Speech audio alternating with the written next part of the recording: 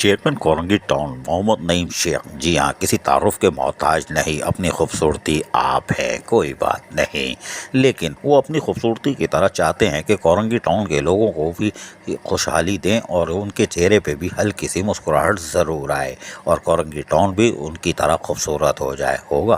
پتہ نہیں، کوئی بات نہیں، لیکن کوششیں وہ کر رہے ہیں۔ اور چیئرمین محمد نعیم شیخ کورنگی ٹاؤن نے باقاعدہ پارکوں کی تزئین و آرائش کا سلسلہ جہاں شروع کیا ہوا ہے، یعنی ان کی جو مہم ہے green and clean Korangi town, اس پر کام تیزی سے جاری ہے۔ محکمہ باغات کے ڈائریکٹر وقاص عمرو ہوں یا ڈپٹی ڈائریکٹر جو کہ ہیڈ مالی کا اضافی کام کر رہے ہیں معین چند، انہوں نے بھی کوششوں کو تیز کر دیا ہے اور خلفائے راشدین پارک کی خوبصورتی کو یعنی تزئین و آرائش کے کام کو جہاں تیز کیا گیا ہے، وہیں پر پیور بلاک کے ساتھ ساتھ یقینی طور پر مختلف قسم کے پودوں کی تنصیب کا کام بھی تیزی سے جاری ہے۔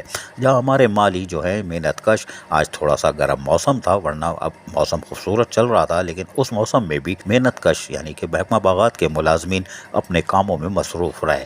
ان کو نہ بارش کا پتہ ہوتا ہے، نہ دھوپ، گرمی، سردی، جاڑا، کوئی بھی ان کو پرواہ نہیں ہوتی اور یہ اپنی تنخواہ حلال کرتے ہیں، کوئی بات نہیں۔ نعیم شیخ کی طرح انشاءاللہ یہ بھی کسی دن مسکرا رہے ہوں گے۔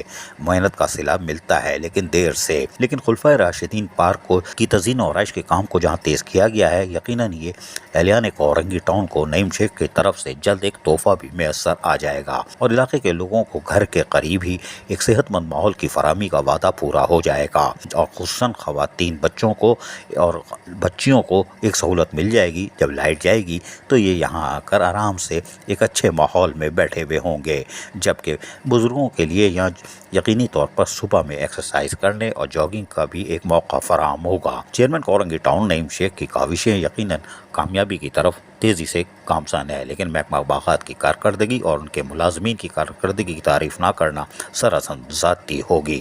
عزیز عارف، KBS بلدیاتی نیوز کراچی۔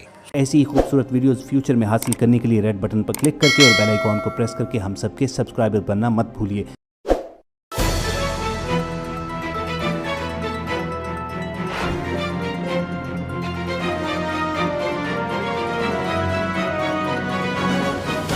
KBS بلدیاتی نیوز۔